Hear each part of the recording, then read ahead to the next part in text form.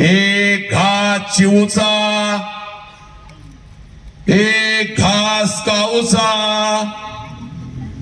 एक घास चिवचा, एक घास काऊचा, असं म्हणत म्हणत अंगा खांद्यावरती खेळवत एक एक घास भरवत ज्या बापानं मला लहानाचं मोठं केलं त्या बापाच्या मुखात जिवंतपणी या हातानं एखादा घास भरवला असता तर किती बरं झालं असतं पुरी, किती बरं झालं असतं. हे लाखो रुपये आहेत बघ पोरी तुझ्या बापाकडे आता.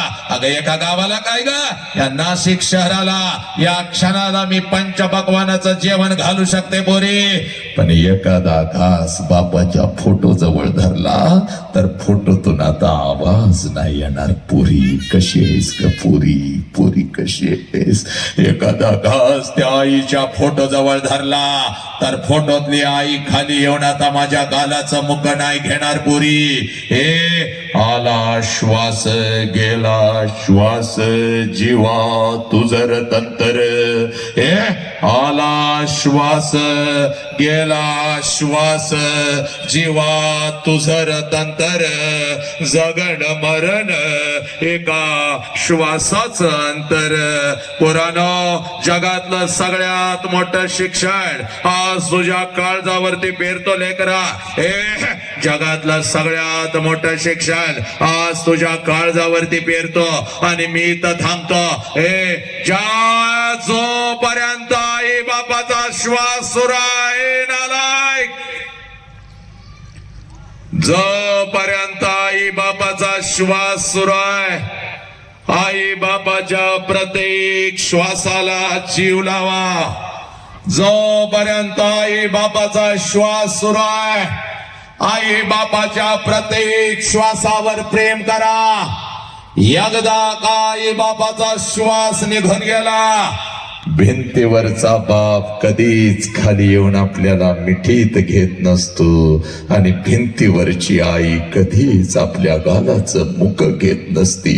उद्या डॉक्टर व्हाल, उद्या इंजिनियर व्हाल, उद्या वकील व्हाल, उद्या लाखो आणि करोड रुपये कमवाल आणि ते लाखो आणि करोड रुपये त्या तिरुपतीच्या चरणावर जरी तुम्ही ओतले आणि ते लाखो आणि करोड रुपये त्या शिर्डी साईबाबाच्या चरणावर जरी तुम्ही ओतले तर शिर्डीचा साईबाबा आणि तो तिरुपती तुझा गेलेला बाप तुला परत नाही आणून देऊ शकणार पोरा. म्हणून तुला सांगतोय तुझ्या आयुष्यामध्ये तुझा एकच देव आहे, ज्या देवाचं नाव साला बाप आहे पोरा.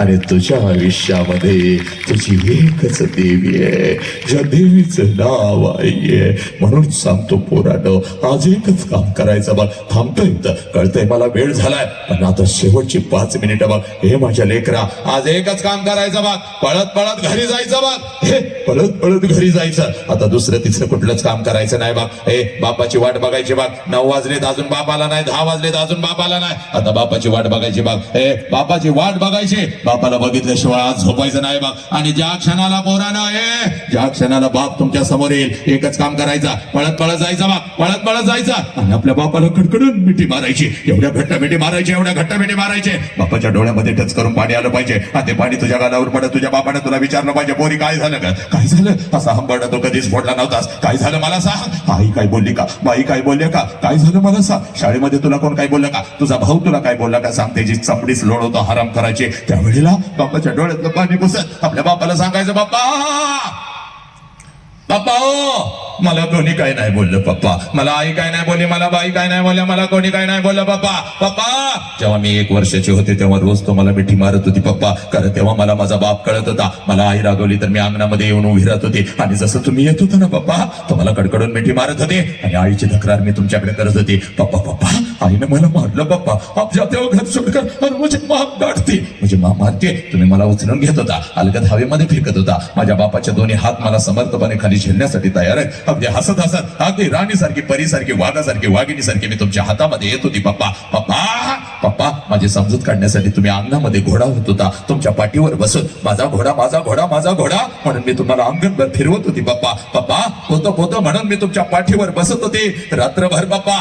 पप्पा मला मला भीती वाटते हो, पण आईच्या मिठीतून उठून येऊन तुमच्या छातीवर मी रात्रभर झोपत होती पप्पा, कारण तेव्हा मला माझा बाप कळत होता. पण आता मी मोठी झाली, आता मी शाळेला जाते, आता मी कॉलेजला जाते, तुम्ही आता मला बंधनामध्ये ठेवता. इकडे का गेलीस, तिकडे का गेलीस, हे का केलंस, ते का केलंस. पप्पा तुम्ही आता मला आवडत नाही पप्पा, आय हेट यू पप्पा, मी तुमचा तिरस्कार करते पप्पा. मला काय लागलं तर मी माझ्या आईला मागते, तर तुमच्या समोर येत नाही. पण पप्पा आज गेले होते पप्पा. पप्पा आज आपल्या अण्णांनी, आज आपल्या दिनकर अण्णांनी पप्पा, आज आपल्या दिनकर अण्णांनी पप्पा शिवजयंती निमित्त एक बाप नावाचं वादळ आणलं होतं पप्पा. आणि आज पप्पा मला तिथं माझा हरवलेला बाप परत मिळाला पप्पा, म्हणून मिठी मारते पप्पा. माझा हरवलेला बाप मला परत मिळाला पप्पा. हात जोडून सांगतोय, छत्रपतींचा आदेश आहे, नको त्या मालिका बघत बसला, आयुष्यातला वेळ व्यर्थ घालवला. कोणीतरी येतो विमल खा म्हणून सांगतो, गुटखा खा म्हणून सांगतो, 3 पत्ती रमी खेळ म्हणून सांगतो, त्या 2020च्या मॅच बघत बसला, IPLच्या मॅच बघत बसला, 10 तास घालवला पोरानं तुम्ही. आजचा फक्त एकच तास तुझ्या आयुष्यात बदलले. माझा हरवलेला बाप मला परत मिळाला.